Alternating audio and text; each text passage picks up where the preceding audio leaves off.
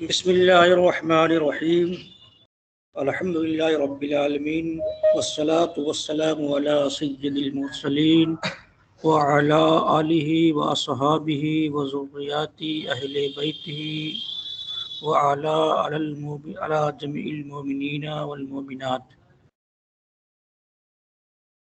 بسم اللہ الرحمن الرحیم۔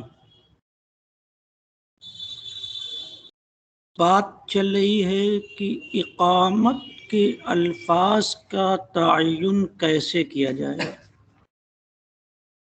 تو امام مالک رحمۃ اللہ تعالی علیہ نے فرمایا تھا شروع میں، جن کے موافق چند حدیثیں امام طحاوی نے ذکر فرمائی، ان میں یہ بات ثابت کیا تھا کہ کلمات جو اقامت کے ہیں وہ کیا ہوں گے؟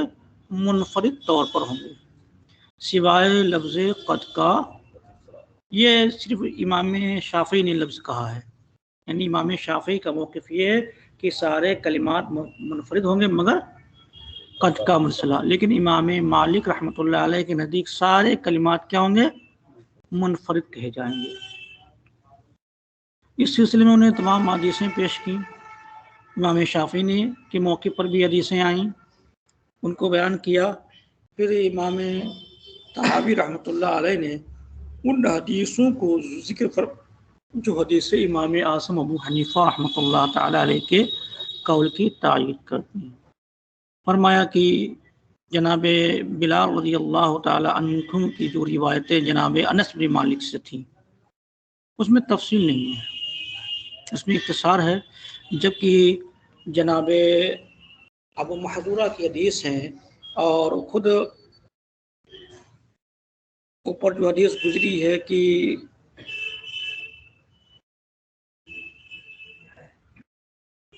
یہ ابو محذورہ کی حدیث ہے، کہتے ہیں کہ مجھے رسول پاک صلی اللہ علیہ وسلم نے کیا کیا ہے؟ دو مرتبہ کی تعلیم فرمائی ہے۔ اور اس سے پہلے بھی بلال کے تعلق سے حدیث ہے کہ جناب عبداللہ بن زید انصاری کی جو روایت ہے، کس کی؟ حضرت بلال کی۔ کہتے ہیں کہ جناب عبداللہ بن زید انصاری کو اللہ کے نبی نے حکم دیا تھا کہ بلال کو کیا کر دیجیے؟ اذان سکھائیے، تعلیم دیجیے اذان کی۔ تو آپ نے مسنا کا لفظ ذکر فرمایا اور کہا کہ دو بار میں نے انہیں سکھایا۔ تو آج جو ہم کو جو آج بیان کرنا ہے کہ یہ تو حدیث بیان کر دی، آج بیان کرنا ہے دلیل نظر کا جواب دینا ہے، جو امام شافعی رحمۃ اللہ تعالی علیہ نے دلیل نظر سے ثابت کیا تھا، دلیل عقل سے ثابت کیا تھا کہ یہاں پر اقامت میں جو الفاظ ہونا چاہیے کیسے ہونا چاہیے؟ منفرد ہونا چاہیے، طاق ہونا چاہیے۔ کیا دلیل عقل دی تھی؟ دلیل عقلی میں کیا پیش کیا تھا؟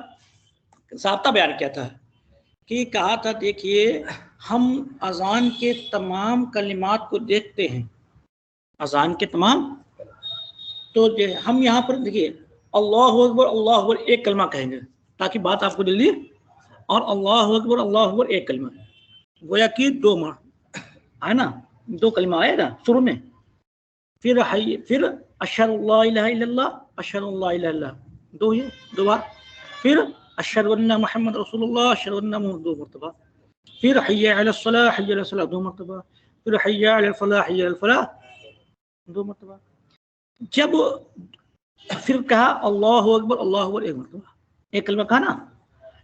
تو امام شافعی کہتے ہیں نظر کیا ہے؟ نظر یہ ہے کہ دیکھیے اذان کے کلمات کی ترتیب میں جب آپ غور کریں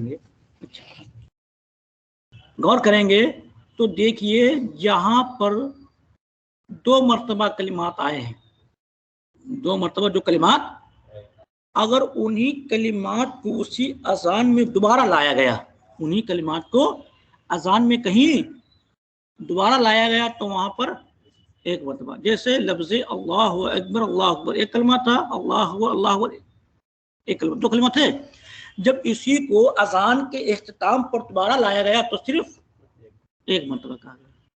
تو کریں کہ یہ دیکھیے یہ قیاس کتنا زبردست کر رہے ہیں، کتنا دماغ لگا رہے ہیں تو کہیں دیکھیے اللہ اکبر کو جب دوبارہ لایا گیا اذان میں تو صرف ایک مرتبہ لایا گیا، تو اقامت بھی کیا ہے، اذان کے مثل کلمات ہیں، گویا کہ کلمات اذان کو کیا کرنا ہے، دہرانا ہے۔ تو جب اذان کلمات کو دہرانا اور نظر قیاس یہ چاہتا ہے کہ دوبارہ ان کلموں کو لایا جائے تو وہ کیا لایا جائے گا، منفرد طور پر، جیسا کہ اذان میں خود ترتیب بتا رہی ہے، اذان کی خود ترتیب بتا رہی ہے، جب اللہ اکبر کو دوبارہ لائے گا تو ایک مرتبہ لایا گیا، تو اب یہ ترتیب بتا رہی کہ کلمات اقامت بھی کیا ہونا چاہیے، منفرد ہونا چاہیے، سوائے قد قامت الصلاۃ کے، کیونکہ وہ کیا ہے اذان میں آیا نہیں، تو دو مرتبہ لے آؤ تاکہ دونوں کی کیا ہو جائے، موافقت ہو جائے۔ بات سمجھ آ گئی؟ یہ قیاس سے ثابت کیا تھا کس نے، امام شافعی رحمۃ اللہ علیہ نے، تو اس کا جواب دے رہے ہیں امام طحاوی رحمۃ اللہ علیہ، اس کا جواب بھی نقلی ہے، جواب بھی کیا عقلی ہے، اور غور سے سماعت کریں گے تو ہی بات سمجھ میں آئے گی، ورنہ تو کیونکہ دلیل عقل سمجھنا بہت مشکل امر ہوتا ہے۔ تو کہہ رہے ہیں کہ دیکھیے ہم کوشش کرتے ہیں سمجھیں، ہم لوگ بھی سمجھیں، کوشش کریں گے تو سمجھ میں آ جائے گی انشاءاللہ۔ پھر بات آپ کی صحیح ہے، بات کیا ہے، تو کہہ رہے ہیں قیاس کے لیے جو آپ نے قاعدہ بنایا ہے، کیا صرف اتنے پر قیاس کریں گے کہ آگے اور قیاس کریں گے، آپ بتائیے۔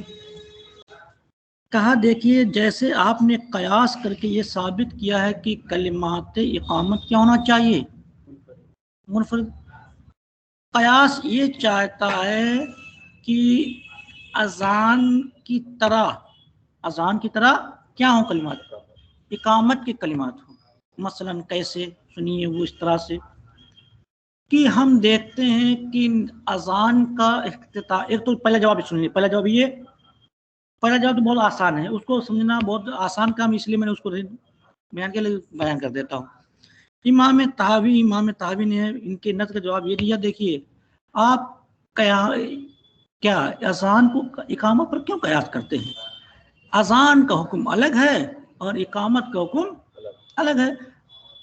اذان کا حکم یہ ہے کہ اعلام اول جو حضرات کیا ہے اپنے گھروں میں یا کسی کام کاج میں مصروف ہیں ان کو بتانا ہے، اور دوسرا جو حکم ہے، اعلام ہے، وہ صرف مسجد کے جو مصلین ہیں ان کو خبر دینا ہے۔ تو دونوں کا حکم الگ الگ ہے، دونوں کا مقصد کیا ہے، الگ الگ ہے، لہٰذا قیاس کرنے کی کوئی ضرورت، اس پر ایک دوسرے کو قیاس کرنے کی ضرورت یہ الگ ہے۔ ہاں یہ ہوتا کہ اذان کے فوراً اذان کے کلمات ختم ہوتے اور فوراً اس کے ساتھ کیا ہو جاتے، تکبیر کی کلمات کہنے شروع ہو جاتے، تو آپ کا یہ کہنا صحیح تھا کہ پہلے والے جو کلمات جو جس جگہ میں تسنیہ آئے تھے، جب دوبارہ لایا جائے گا تو کیا ہو جائے گا، منفرد ہو جائے گا۔ تو اب یہ حالانکہ ہم دیکھتے ہیں کہ اقامت اور اذان کے درمیان کیا ہو گیا ہے، فاصلہ ہے، منقطع ہو گیا ہے، انقطاع، یہ دونوں کا حکم الگ الگ ہے، لہٰذا اس پر اس کو قیاس کرنا درست ہے۔ یہ تو جواب بالکل آپ کے ذہن میں آسانی کے ساتھ آ گیا۔ لیکن دوسرا جواب دیکھیے، اس کو سمجھنا ہم بھی سمجھیں گے انشاءاللہ۔ کہ ہم دیکھتے ہیں کہ اذان کا اختتام کس لفظ پر ہے، کس کلمے پر ہے،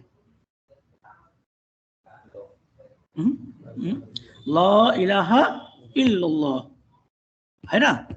اذان کے کلمات کی جو اختتام ہے کس پر ہے، لا، اور تکبیر کے اختتام کا جو کلمہ ہے وہ کون سا ہے، گویا کی جو کلمہ اختتام کا اقامت کا ہے وہی کلمہ اختتام کا کس کا ہے، اذان کا۔ تو اب گویا کہ اللہ کے نبی صلی اللہ تعالی علیہ وسلم نے اذان کے کلمہ لا الہ الا اللہ کو اور کلمہ اقامت کے لا الہ الا اللہ کو ایک کے مساوی قرار دیا، کہا دونوں کیا ہے۔ تو جب ان دونوں کو اللہ کے نبی نے اختتام کلمات میں مساوی قرار دیا تو یہ بھی قیاس چاہتا ہے کہ اذان کے باقی کلمات بھی کیا ہو، اقامت کے کیا ہو، یا اقامت کے بعد باقی کلمات بھی کیا ہو، اذان کے موافق ہوں، برابر ہوں. جس طریقے سے لا الہ الا اللہ اذان کے اختتام میں صرف ایک مرتبہ کہا گیا، اور اسی کو کیا کہا گیا، اقامت میں بھی ایک ہی مرتبہ لا الہ الا اللہ، ایک ہی مرتبہ تو ہے نا، دونوں میں ایک ہی بات تو ہے. تو اللہ کے نبی نے دونوں کے اختتام کو ایک قرار دیا، دونوں کے اختتام کو ایک قرار دیا. تو یہ قیاس چاہتا ہے کہ باقی کلمات بھی کیا ہوں، ایک دوسرے کے کیا ہوں، بالکل مساوی اور برابر ہوں. کیونکہ اللہ کے نبی نے ایک میں مساوات قائم کر کے بتلا دیا کہ جہاں جہاں مساوات ہوگی، جب ایک جز میں مساوات ہے، آخری کلمات میں جب مساوات ہے، تو اذان کے باقی کلمات اور اقامت کے باقی کلمات میں کیا ہوگی، مساوات ہوگی. قیاس یہی چاہتا ہے. جواب سمجھ میں آیا؟ آگے بات. اچھا، ایک اور جواب دیا ہے امام طحاوی رحمۃ اللہ علیہ کی، کتنی باریک بات کہاں سے لایا اور کیسے قیاس کا جواب دیا ہے. اتنا دماغ ہم لوگوں کے پاس نہیں ہے کہ اتنا دماغ لگا کر کے ہم کیسے جواب دیں گے. جو نے جواب دیا کیسے، دیکھیے آپ نے جو ضابطہ بتایا ہے قیاس کا، جو ضابطہ قیاس کا آپ نے بتایا ہے، کیا بتایا قیاس کا ضابطہ، کہ جو کلمات شروع میں 2 مرتبہ آئے ہیں اور جب ان کلمات کو دوبارہ اسی میں لایا جائے تو کیا ہو جاتا ہے، منفرد ہو جاتا ہے. ہم کہتے ہیں لا الہ الا اللہ اذان میں ایک بار آیا ہے، تو اب کیا ہونا چاہیے، تکبیر میں آدھا ہونا چاہیے. یہی نہ بتا رہا ہے، یہی نا آپ نے بتایا تھا کہ جو کلمات ایک مرتبہ 2 مرتبہ آ گئے ہیں، جب انہی کلمات کو دوبارہ آپ لائیں گے تو کیا لائیں گے، آدھا لائیں گے، نصف لائیں گے. تو ہم نے دیکھا کہ اذان میں آپ نے اللہ اکبر اللہ اکبر اللہ اکبر، یہ تھے، آپ نے تکبیر میں اللہ اکبر اللہ کہہ لیا، اشہد ان لا الہ الا اللہ اشہد ان لا الہ الا اللہ، تکبیر میں کیا کر لیا آپ نے، اشہد ان لا الہ الا اللہ کر لیا. اشہد ان محمد رسول اللہ تھا 2 بار تھا، آپ نے 1 بار کر لیا تکبیر میں، ٹھیک ہے سب کر. لیکن لا الہ الا اللہ کیا کریں گے بتائیے، آپ کیا کریں گے، کیا کریں گے بتائیے. آدھا لائیے، وہاں تو 1 مرتبہ آیا تو اس کا جواب امام شافعی یعنی خود امام طحاوی نے نقل کیا. دیکھیے لا الہ الا اللہ یہ نصف ہے، اور نصف بول کر کے کل مراد ہوگا، نصف بول کر کے تو کل مراد ہوتا ہے. تو اب یہاں لا الہ الا اللہ کیا ہے، کل بولا جائے گا. یہاں اگرچہ نصف ہوتا نہیں ہے، کیونکہ لا الہ الا اللہ کا نصف ہوگا نہیں، اور جب نصف ہوگا نہیں تو کیا ہوگا. جیسے مثال سنو، اس کی مثال میں سمجھا رہا ہوں. جیسے کہ رباعی نماز کے سلسلے میں شریعت مطہرہ نے حکم نافذ فرمایا ہے کہ وہ سفر کی حالت میں 2 رکعت ہو جائیں گے، نصف ہو جائے گا. اتنا بیان کیا ہے شریعت نے، کیا نصف ہو جائے گا. تو اب ہم نماز مغرب کیسے پڑھیں، نصف کریں گے تو کیا کریں گے، 1.5 پڑھیں گے. بھائی نصف حکم ہے نا کہ جو نمازیں ہیں سفر میں کیا ہو جائیں گی، نصف ہو جائیں گی. تو چلو رباعی نماز میں تو ہم 2 پڑھ لیں گے. لیکن جہاں پر ثلاثی ہیں، جیسے وتر ہے اور مغرب کی نماز ہے، تو ان میں ہم کیا کریں بتائیے، 1.5 پڑھیں تو کبھی 1 رکعت ہو نہیں سکتی، آدھی رکعت تو ہو نہیں سکتی، اس لیے کیا کرنا پڑے گا، 2 پڑھنا پڑے گا. تو ویسے یہی جواب دیا ہے امام شافعی نے اس اعتراض کے امام طحاوی کے، کہ آپ نے کہا آدھا، تو آدھا تو ہو ہی نہیں سکتا ہے، لہٰذا اس کو پورا تکبیر مان لیا جائے. تو کہا جب آپ نے اس کا آدھا نہیں ہو سکتا ہے، اس کو پورا مان لیا، تو جب ایک جز میں آپ نے آدھے کو کیا مان لیا، پورا مان لیا، تو باقی کلمات میں بھی کیا آدھے کو کیا مان لو، پورا مان لو، اور پورے کلمات کہہ لو. وہاں نبی پاک صلی اللہ علیہ وسلم نے آدھا یہاں پر لکھا ہے، وہ آدھا ایک کہہ کر کے کیا بتائے، اللہ اکبر کہہ کر کے اللہ کے نبی نے اللہ اکبر سب کو پورا نہ مانا. تو ایسا ہی کیجیے آپ بھی. یہاں جب آپ نصف کو آدھا مان کر کے، نصف کو پورا مان کر کے اور حکم کیا لگاتے ہیں، پورا لگاتے ہیں، تو ایسی یہاں پر بھی کیا کر لیں، تکبیر میں بھی وہاں جو کلمات ہیں ان کو پورا مان کر کے یہاں پر حکم لگائیے اور کہیے کہ پورے کلمات کہیے. یہاں پہ تکبیر میں بھی آدھے کہنے کی ضرورت ہی نہیں. جب یہاں پر آپ نے جو آدھا ہو نہیں سکتا تھا اس کو آپ نے کیا بنا لیا، پورا بنا لیا. تو وہاں پر بھی کیا ہے، 2 مرتبہ، تو یہاں پر بھی کیا کر لیا جائے، 2 مرتبہ کر لیا جائے. کیا حرج ہے اس میں؟ کوئی یہی قیاس کیا تھا، یہی جو آپ نے طریقہ بتایا اسی طریقے کی روشنی میں بات سمجھ میں آ رہی ہے، بات سمجھ میں آ رہی ہے۔ تھوڑا سا مشکل بات ہے، اس کو سمجھیں گے، ترجمے میں سمجھیں گے انشاءاللہ، پھر میں کوشش کرتا ہوں کہ اس بات سمجھ میں آ جائے۔ چلیے دیکھتے پڑھتے ہیں۔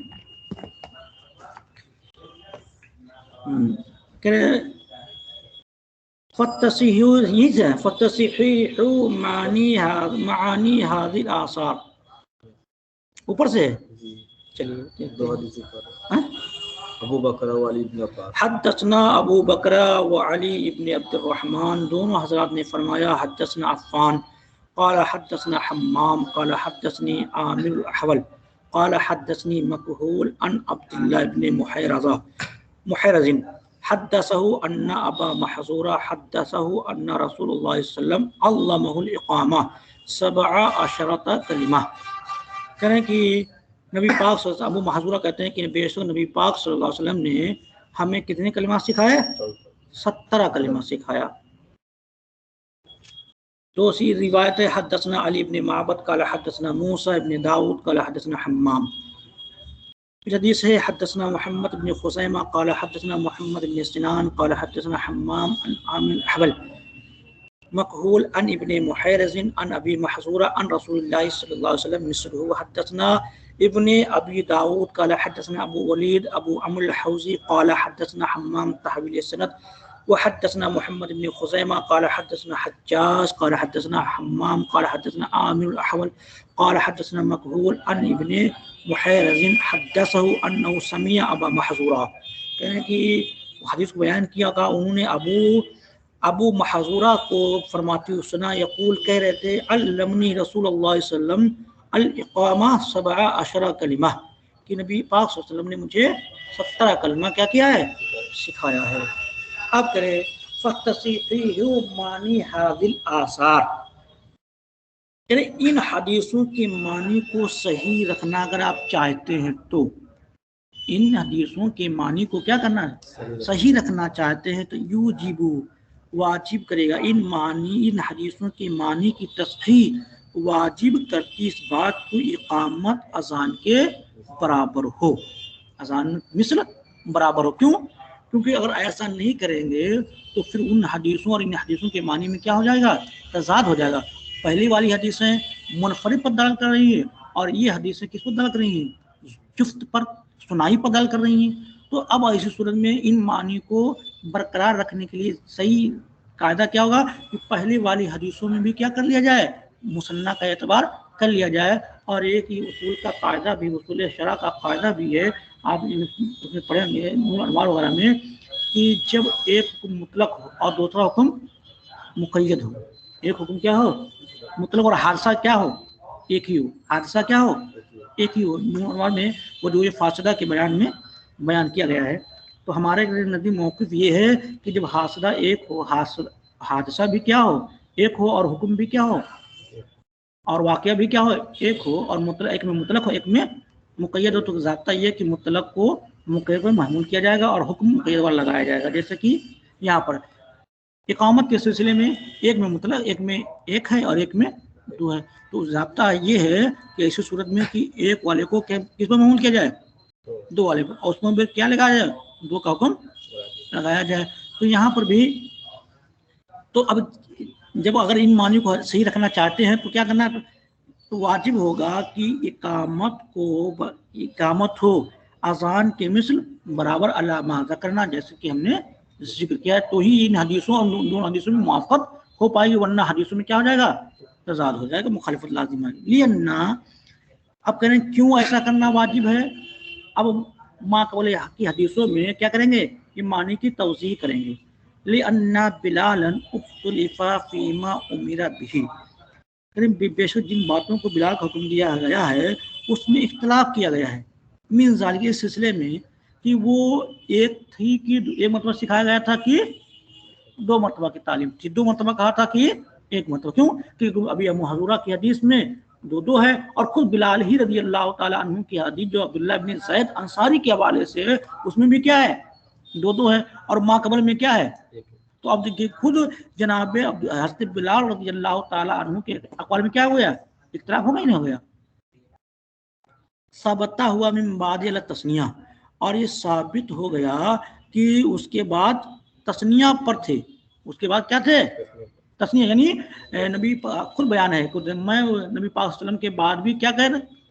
تسنیہ پہ اوپر حدیث گزر چکی ہے، مسنا مسنا کہتے تھے. اور کہہ رہے کیسے ثابت ہوا، یہ بھی سن لیجئے. بالتواتر الاثار، حدیث کے متواتر. یہ حدیث متواتر بالمعنی ہے، متواتر بالالفاظ ہے. متواتر حدیث سے بہت کم ہے. بعض فقہاء محدثین نے کہا صرف ایک ہی حدیث ہے جو متواتر ہے، ورنہ سب حدیث متواتر بالمعنی ہے. اور وہ حدیث کون ہے؟ من کذب علی متعمدا فمقعده يتبوأ مقعده في النار. من کذب علی متعمدا فیتبوأ مقعده في النار. یہ حدیث کے بارے میں محدثین نے فرمایا ہے کہ کیا ہے؟ متواتر ہے. یعنی جو شخص مجھ پر جان بوجھ کر کے جھوٹ بولے تو وہ اپنا ٹھکانہ کہاں بنا لے؟ جہنم میں بنا لے. اس حدیث کے نقطۃ نظر وغیرہ میں اس کی حدیثوں کو توضیح سے بیان کیا ہے. تو یہ جو متواتر ہے، متواتر بالمعنی ہے. یہاں پر کئی حدیثوں سے بات ثابت ہو گئی کہ جناب بلال کا جو عمل تھا وہ آخری عمر تک نبی پاک صلی اللہ علیہ وسلم کی وفات کے بعد بھی جو عمل جاری تھا وہ ان کا اقامت کا تسمیہ پر کہنا تھا. تو اسے جان لیا گیا کہ انا ذالک ہوا ما امر بھی، جو کچھ جناب بلال کو اس تعلق میں حکم دیا تھا فی حدیث ابی محذورہ، وہی تھا جو حدیث ابو محذورہ میں تسنیہ ہے. سمجھے؟ جو ابھی گویا کہ جو جناب بلال کو جو حکم دیا گیا تھا انا ذالک ہوا ما امر بھی، ہر اسی جان لیا گیا وہ جو حکم دیا گیا تھا بلال کو وہ وہی تھا جو ابو محذورہ کی حدیث میں ہے. اور وہ کیا ہے؟ تسنیہ. وہ کیا ہے؟ گویا کہ جناب بلال کو بھی کس کا حکم دیا گیا تھا؟ تسنیہ کا حکم دیا گیا. فقط ثبت تسنیہ فی الاقامہ، تو بس تسنیہ ثابت ہو گئی اقامت میں. اب اس دلیل کا بھی جواب چاہیے نا، جو دلیل عقل سے شوافی نے ثابت کیا تھا کہ یہاں پر فرادہ ہونا چاہیے، تو اس کا اب یہ جواب دے رہے ہیں.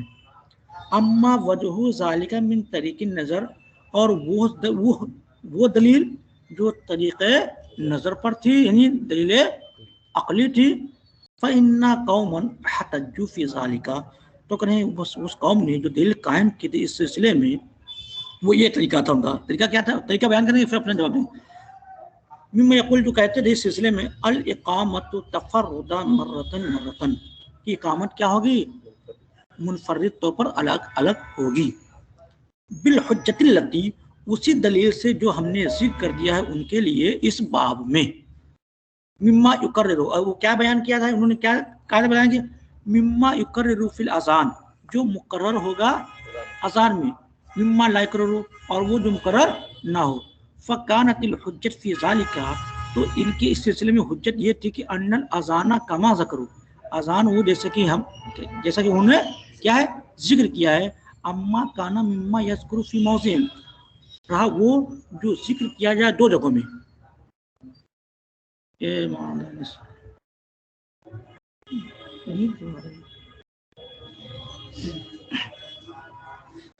بات سمجھنے کی ہے، کیونکہ یہ بات اگر نہیں سمجھو گے تو پھر دلیل عقلی سمجھ میں نہیں آئے گی.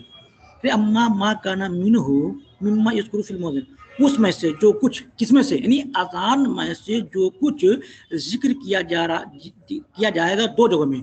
یسنّا فی الموضع الاول، تو کریں کہ پہلی جگہ میں تو دو مرتبہ ذکر. یسنّا فی الموضع الاول، تو پہلی جگہ میں کیا ہوگا؟ دو مرتبہ ہوگا. وہ افردا فی الموضع الاخر، اور تنہا لایا جائے گا دوسری جگہ میں. جیسے کہ آسانی کلمات میں اللہ اکبر اللہ اکبر اللہ اکبر دو مرتبہ لایا گیا، اور جب اسی کو آخر میں لوٹایا گیا تو صرف ایک مرتبہ لایا گیا. وما کانا منہ غیر مثنى افردا، اور جو اس میں سے تثنیہ نہیں ہے اس کو کیا لایا جائے گا؟ مفرد لایا جائے گا. بات سمجھ آ گئی؟ اما الاقامت فانما تفعل بعد انقطاع الاذان، تو کریں اب جواب دے رہے ہیں یہ قیاس کرنا آپ کا صحیح نہیں ہے، کیونکہ اقامت کو آپ اذان پر کیوں قیاس کر رہے ہو؟ کریں اس لیے کیوں دلیل دے رہے ہیں؟ اس لیے کہ بھئی اقامت کا حکم الگ ہے اور اذان کا حکم. تو آپ اذان کے کلمات کو لے کر کے آپ نظری قیاس کر رہے ہیں کس پر؟ اقامت پر، یہ صحیح نہیں ہے. عمل اقامت فإنما تفعل بعد انقطاع الاذان، وہ تو بجا لایا جاتا ہے اذان کے بعد، وہ تو کیا جاتا ہے عمل کس کے بعد؟ فحکم مستقل، تو اس کا حکم کیا ہے؟ مستقل ہے. جب اس کا حکم مستقل ہے تو اس کو اذان کے حکم میں کیوں داخل کر رہے ہیں آپ اس کو؟ وقد رأینا، اب یہاں سے ایک جواب یہ ایک ہو گیا، ایک جواب تو یہ ہو گیا کہ دونوں کا حکم الگ الگ ہے، لہٰذا ایک کو دوسرے پر قیاس کرنے کی ضرورت نہیں ہے، دلیل عقل میں قیاسی کی ضرورت نہیں ہے. دوسرا آپ کہہ رہے ہیں کہ اگر ہم مان بھی لیں آپ قیاس کر رہے ہیں، اگر ہم مان لیں کہ کیا ہے آپ کا قیاس درست ہے تو یہ بھی قیاس درست ہونا چاہیے. سنیے، وقد رأینا، اور ہماری رائے کیا ہے، ہم نے جو کیا دیکھا وہ سنیے. ما یختم به الاقامت، جس پر اقامت ختم ہوتی ہے، ما یختم به الاقامت، جس پر اقامت ختم کی جاتی ہے. مجہول بھی پڑھ سکتے ہیں اور معروف بھی، معروف پڑھیں گے تو اقامت فاعل بن جائے گا جس پر اقامت ختم ہوتی ہے، اور مجہول پڑھیں گے تو معنی یہ ہوگا کہ ما یختم به الاقامت، جس پر اقامت ختم کی جاتی ہے. من قول لا الہ الا اللہ، وہ کیا ہے؟ ہوا ما یختم به الاذان ایضا، اور اسی پر کیا ہے؟ اسی پر اذان بھی کیا ہوتی ہے؟ ختم ہوتی ہے. فالنظر ذلك، تو قیاس یہ ہے اس پر کہ ان یکون بقیت الاقامت علی مثل بقیت الاذان ایضا، کہ اقامت کے بقیہ کلمہ اذان کے بقیہ کلمے کی طرح ہو جائیں. کیوں؟ کیونکہ جب آپ نے اذان کے کلمات لا الہ الا اللہ کے مثل کر دیا کس کو؟ اقامت کے کلمے لا الہ الا اللہ کو، تو یہ دونوں کیا ہو گئے؟ برابر ہو گئے. تو اب آپ نے یہ برابر کیوں کیا؟ برابر اس لیے کیا کہ تاکہ اذان اور کلمہ اور اس میں اقامت کیا ہو جائے؟ مساوات ہو جائے، برابر ہو جائے. تو صرف ایک ہی کلمہ مساوات، سارے کلمے میں کیا ہو جائے؟ مساوات ہو جائے. تو مساوات اسی وقت ہوگی کہ جب اذان کے سارے کلمات اس میں ہوں، اقامت کے میں سارے کلمات ہوں، تو مساوات کلی طور پر ہو جائے گی. بلکہ ایک جز میں مساوات ہو اور باقی جز میں مساوات نہ ہو، یہ تو قاعدے قیاس کے خلاف ہے. بات سمجھے؟ ایک اعتراض، ایک جواب ہو گیا، ان کی قیاس کا رد ہو گیا کہ نہیں ہو گیا؟ اب تیسرا دیکھیے، وما کانا ما يدخل هذه الحجہ، اور وہ چیز جو اس حجت میں داخل ہوتی ہے، ہم نے دیکھا ما یختم بالاقامت لا نصف لہ، جس پر اقامت ختم ہوتی ہے اس کا نصف نہیں ہے. جس پر اقامت ختم ہو رہی لا الہ الا اللہ، اس کا نصف ہے نہیں. حالانکہ کیا ہونا چاہیے؟ کیونکہ آپ نے کیا ضابطہ کیا ہے، جو دو مرتبہ لایا جائے گا وہ آخر میں کیا جائے گا، اگر دوبارہ لایا جائے تو کیا ہو جائے گا؟ اس کا نصف ہو جائے گا. اور نصف اسی وقت ہوگا جب کیا ہوگا؟ دو کا ایک ہو اور ایک کا آدھا ہو. لہو فیجوز ان یکون المقصود الیہ منہ هو نصف، اور ممکن ہے کہ آپ نے مقصود وہی کیا ہے، وہ اس کا نصف، یعنی مقصود کیا نصف ہے، لیکن نصف ہوتا نہیں ہے. مقصود تو کیا ہے؟ امام طاوی نے ایک شبہ تھا، اس کو کیا کر دیا انہوں نے؟ نقل کر دیا امام شافعی کی جانب سے. یہ کہ اعتراض ہو سکتا تھا امام شافعی پر کہ اب کیا ہونا چاہیے؟ نصف ہونا چاہیے لا الہ الا اللہ کا. تو کرے اس لیے کہ ممکن ہے کہ آپ مقصود کیا ہو، نصفی ہو، لیکن نصف ہوتا نہیں. جیسے نماز مغرب میں مقصود تو کیا ہے؟ 1.5 ہونا چاہیے، لیکن کیونکہ 1.5 ایک آدھی رکعت ہوتی نہیں ہے، لہٰذا اس کو کیا کرنا پڑا؟ مکمل کرنا پڑا. تو یہاں مقصود تو کیا تھا؟ نصف تھا، اور لیکن نصف ہوتا نہیں ہے تو کیا کریں گے؟ پورا کریں گے. انہ لما لم یکن له نصف، تو بس یہ کہ جب اس کا نصف ہے نہیں تو کانا حکم سائر اشیاء، تو اس کا حکم تمام اشیاء کے حکم کی طرح ہو جائے گا. جس طریقے سے آپ نے وہاں نصف نہ ہونے کی بنیاد پر کیا کیا، اس کو ایک بنا دیا، ایسے ہی پھر جب ایک جز میں آپ نے مکمل طور پر کو ثابت کر لیا، یعنی کلمہ لا الہ الا اللہ پورے کلمے کو کہاں مان لیا؟ صحیح پورا مان لیا. کہاں؟ آخر میں. تو اب چاہیے یہ کہ اذان کے پورے کلمات کو برابر مان لیا جائے اقامت کے باقی کلمے کے جگہ میں، تاکہ دونوں کے اندر مساوات ہو جائے. یہ ضابطے کے خلاف ہے کہ ایک جز میں کیا ہو، آپ قیاس سے ثابت کریں اور اسی دوسرے جز کو قیاس سے اس کے خارج کر دیں. یہ صحیح طریقہ نہیں ہے. بات سمجھ میں آ رہی ہے؟ ہاں. اس طرح کی بہت ساری مثالیں ہیں، منطق پڑھیں گے تو اس میں اس طرح سے کہ بہت سارے تیور پر رد کیا گیا ہے کہ بہت سارے کہ ایک دوسرے پر قیاس کر کے ثابت کیا جائے، دوسرے پر ثابت نہ کیا جائے، صحیح نہیں ہے. سمجھے؟ جیسے مثال کے طور پر ہم کہیں کہ इंसान क्या है, नातिक है कि नहीं है? क्या है, नातिक। जो इंसान है वही नातिक है। तो आप किसी के से इसको नातिक से निकाल नहीं सकते हैं, नातिक से निकाल नहीं सकते हैं कि एक इंसान की एक जुज पर क्या करें आप, हुक्म लगाएं, और एक इंसान के अंदर एक जुज पर हुक्म लगाएं और दूसरे जुज पे हुक्म, ऐसा हो सकता है? नहीं हो सकता ना। तो ऐसे यहाँ पर आप कलमा ला इलाहा इल्लल्लाह में तो तकमील का दावा करें और बाकी कलमात में क्या करें, निस्फ दावा करें। सही। अगर तकमील दावा करना है तो पूरे सब करना है, तो शामिल करना है तो सबको शामिल करो, वरना फिर आधा लाओ, और आधा हो नहीं सकता, ज़्यादा तकमील करना पड़ेगा, ज़्यादा अजान कलमात को पूरा भी लाना चाहिए। इल्ला अन्नु लम्मा लम यकुन लहु निस्फुन, और जब ये बात है कि उसका निस्फ है नहीं, काना हुक्म हुक्म सारी अशिया, तो फिर अब उसका हुक्म तमाम अशिया की हुक्म की तरह हो जाएगा। जिस तरीके से उसको ला इलाहा इल्लल्लाह को निस्फ ना होने की वजह से आपने क्या माना, पूरा माना है, तो ऐसी सूरत में पूरे कलिमात को भी अजान के पूरे कलिमात को इकामत के पूरे कलिमात में उसको शामिल मान लिया जाए। अल्लती ला तनक़सिम, जो कि मुनक़सिम, मिम्मा इज़ा वजबा बाज़ुहा, अब करें, मिम्मा इज़ा वजबा बाज़ुहा वजबा वजूब कुल्लिहा, कहें ज़ाब्ता है। ये ज़ाब्ता क्या है कि जब बाज़ वाजिब हो जाए, जब बाज़ वाजिब हो गया तो उसके वजबा वजूबी कुल्लिहा, तो उसकी वजूब से पूरा पूरा क्या हो जाएगा, वाजिब हो जाएगा। लिहाजा सारा मा यख्तम बिल अज़ान वल इक़ामा मिन क़ौलि ला इलाहा इल्लल्लाह, इसी वजह से हो गया वो जिस पर अज़ान मुकम्मल होती है और इक़ामत मुकम्मल होती है, मिन क़ौलि ला इलाहा इल्लल्लाह सवाउन, बराबर। फलम यकुन फ़ी ज़ालिका दलील लि अहदिल मानी अल आखर, तो इस सिलसिले में दूसरे के ऊपर इसके मानने के अलावा कोई दलील नहीं है। फलम यकुन फ़ी ज़ालिका दलील, इस सिलसिले में कोई दलील नहीं किसी के लिए, किसी एक माने पर दूसरे पर, यानी कि इस, यानी ये कहा जाए कि ला इलाहा इल्लल्लाह में मुफरद पूरा लिया जाए और बाकी कलमात में पूरा ना लिया जाए, इस पर कोई दलील है नहीं। जब कोई दलील है नहीं तो जिस तरीके से इसको पूरा ले लिया गया है, इसी तरीके से बाकी को क्या ले लिया जाए, पूरा मुकम्मल ले लिया जाए। हाँ, अगर कोई दलील कायम हो जाए कि यहाँ पर पूरा ले लिया गया, बाकी पूरा नहीं लिया जाएगा, तो वहाँ पर मसला अलग होता है। लेकिन कोई दलील है नहीं, या जब दलील है नहीं तो इसमें पूरे कलिमात को लिया जाए। अब वो हदीसें साथ की बयान करेंगे जिनमें,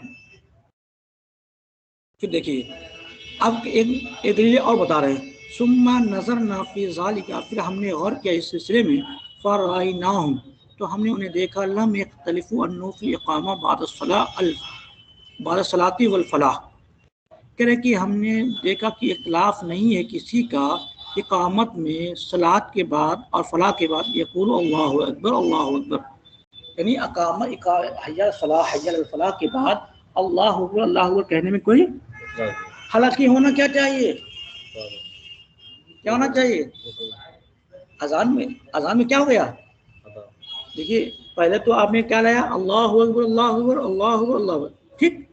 जब दोबारा आपने लाया क्या, अजान ही में तो लगाया अल्लाहु अकबर अल्लाहु अकबर, अब इसको ना ला रहे हैं इकामत में, तो इसका क्या होना चाहिए, निस्फ हो जाना चाहिए ना, और होना चाहिए क्या, अल्लाह होना चाहिए। हालांकि कोई इसके बारे में इख्तिलाफ नहीं करता है, लेकिन कोई कह रहे हैं सुम्मा नजर नाफी, इसलिए हर लफ्ज पर इनकी नजर है, हर कलमे पर नजर है। सुम्मा नजर नाफी ज़ालिका, फिर हमने गौर किया इस सिलसिले में, तो हमने देखा कि वो उनको कि लम यख्तलिफु, किसी ने इख्तिलाफ नहीं किया है कि नफिल इकामत, उस इकामत में बाद सलात बाद फलाह, हय्या सलाह हय्या फलाह के बाद उस कलमे के में इख्तिलाफ नहीं किया है, जो क्या है, अल्लाहु अकबर अल्लाहु अकबर, फयजियु बिही, तो उसी को लाया गया है, हाँ होना हाँ अला मिस्लिमा यजियु बिही फी अज़ान, उसी में से लाया गया है जिस तरह से लाया गया है कहाँ, हाज़ा फी मौज़ि ऐज़न, ये भी मकाम क्या है, गौर करने का है, ये भी मकाम क्या है, गौर करने का, ये है कि यहाँ पर भी क्या हो जाना चाहिए, निस्बत, आपने कयास का जो ज़ाब्ता आपने बना रखा कि जो अव्वलन जिक्र किया जाएगा, सानी उसका निस्ब जिक्र किया जाएगा, तो अब यहाँ पर अल्लाह अकबर एक मतलब जिक्र किया गया था, तो आपने दूसरी मतलब जब लाएगा तो कहा ठीक अल्लाह अकबर, जब आप इसको तीसरी मतलब जिक्र करेंगे तो क्या करेंगे, अल्लाह को बुलाना चाहिए, क्यों, ज़ाब्ता आपने बयान कर दिया, जो आपने कयास का जो ज़ाब्ता बयान किया उस ज़ाब्ते रोशनी में क्या होना चाहिए। हालांकि कोई नहीं कहता, गोया कि समझ में आया कि जो जैसे अजान किसकी, जो कलमात अजान के हैं वही कलमात किसके होंगे, इकामत के होंगे।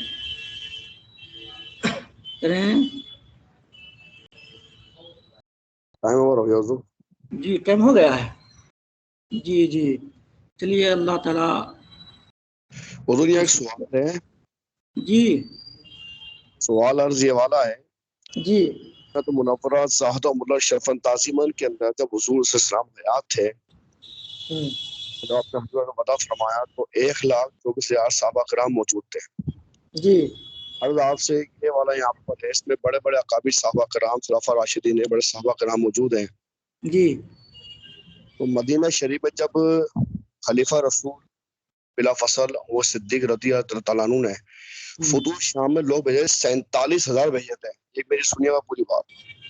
47,000 لوگ بھیجے تھے شام میں پہلی مارکے میں. یہ تو اختلاف ہونا ہی نہیں چاہیے. میں اپنی بات کر رہا ہوں، نہ کہ اسلام میں چاہ رہا ہوں علم میں اضافہ ہو.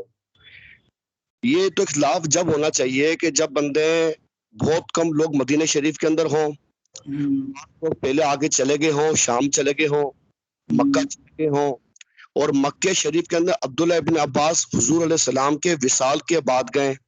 ٹھیک ہے. سیدی بلال تو وہیں موجود تھے. سیدی بلال شام گئے. اگر کوئی شخص اذان کو اس طرح دیتا بھی ہو تو سیدی بلال حضور کی بارگاہ میں رہے. کون فرما دیتے وہاں جا کر. اتنے بڑے مجمع صحابہ کرام کی تقریب 50,000 صحابہ کرام تو ہوں گے نا جنہوں نے حضور علیہ السلام کی اقامت دیکھی ہوگی. کیونکہ ایک عبداللہ بن عمر کی بھی آ رہی ہے کہ وہ بھی ہمارے نہیں طاق دی جائے. تو عبداللہ بن عمر تو خود مدینہ میں رہنے والے بھی ہیں، حضور کے ساتھ غزوہ جانے والے بھی ہیں. تو 50,000 صحابہ کرام کی مثال دے رہا ہوں میں آپ کو. 50,000 صحابہ کرام تو متفق ہونا چاہیے اس بات کے اوپر. بالکل آپ کی بالکل بات میں آپ کی سمجھ چکا. اب جواب سمجھنے کے ٹائم بہت کم ہے اور میں انشاءاللہ کوشش کروں گا اس سلسلے میں زیادہ مطالعہ کرنے کی. یہ اختلاف جو بیان کیا جا رہا ہے یہ اصحاب کرام کے درمیان اختلاف بیان نہیں کیا جا رہا ہے. جی جی صحابہ کرام کے مابین اختلاف بیان نہیں کیا جا رہا ہے. یہ دیکھیے یہ جو بھی اختلاف ہوئے صحابہ کرام میں نبی اکرم کی موجودگی میں ان کا تو دفیہ نبی اکرم نے کر دیا. جو اختلاف صحابہ کرام کے درمیان تھے انہوں نے ایک دوسرے کی حدیث کے ذریعے سے اس کا دفیہ کر دیا. یہ جو اختلاف ہو رہا ہے اقامتوں اور اذان کے کلمات میں تابعین میں تبع تابعین میں ہو رہا ہے. جی اور کیونکہ اب ان تک جو حدیثیں ہیں جیسے کہ بہت ساری حدیثیں ایسی ہوتی ہیں جو جن کا حکم منسوخ ہو گیا، وہ بھی حدیثیں مروی ہیں نبی پاک صلی اللہ علیہ وسلم سے، اور وہ حدیثیں بھی ہیں جو کہ کیا ہیں جو ناسخ ہیں وہ بھی مروی ہیں رسول پاک صلی اللہ علیہ وسلم سے. تو صحابہ کرام کے لیے ناسخ منسوخ کا کوئی مسئلہ ہی نہیں تھا. انہوں نے جب ایک حکم دیا آج آپ کو 2 رکعت نماز پڑھنا ہے تو آج 2 رکعت نماز پڑھا. کل حکم دیا کہ نہیں آپ کو 3 رکعت نماز پڑھنا ہے تو 3 رکعت نماز پڑھنا. گویا کہ وہ ختم معاملہ. تو جب نبی اکرم کی موجودگی میں کچھ احکام ہوتے تو فوراً نبی اکرم صلی اللہ علیہ وسلم اس کی تصحیح فرما دیتے تھے. اب رہا مسئلہ جب زمانہ کثیر گزر گیا اور اس کے دلائل ہم سے اوجھل ہو گئے تو اب تبع تابعین نے اس پر حدیثوں میں غور کیا.